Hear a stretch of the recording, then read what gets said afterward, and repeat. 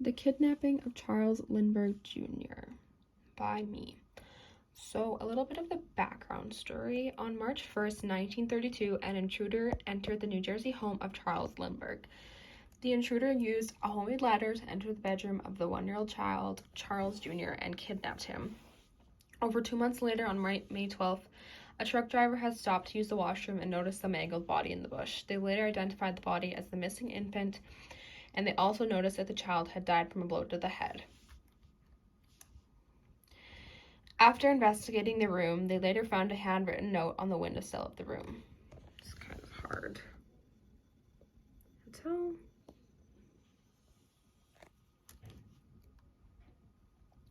So about the note and a little analysis. The family paid the ransom money after reading the note and soon found out who had wrote it. So there was a lot of money on the note that he had written. They determined that the note was all written by him and had some weird English, which determined that he had to be foreign and spent little time in America. After the kidnapping, an investigator analyzed the note for any fingerprints and evidence. At the bottom of the note was 2 interconnected blue circles surrounding a red circle and 2 more holes to the left and right. This was his signature, and this was in the bottom of the note. More about the note. During Hauptmann's trial, which was the person convicted of this kidnapping, 8 handwriting experts noticed similarities between the ransom note and his original handwriting. His case is one of several famous criminal cases in which forensic handwriting analysis served as a key point in evidence.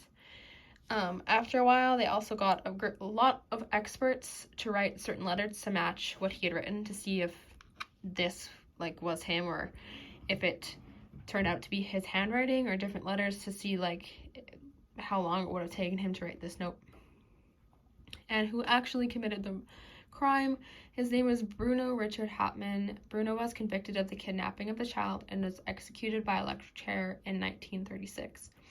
Bruno used a homemade wooden ladder to get up to the child's room, so obviously after the investigation they noticed that the ladder was still there and had noticed that it had been homemade because it was not very safe and it was not very real.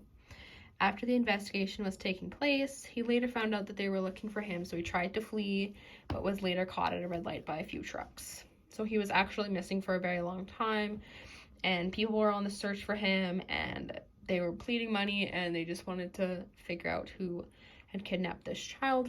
And he tried to leave, but didn't get too far.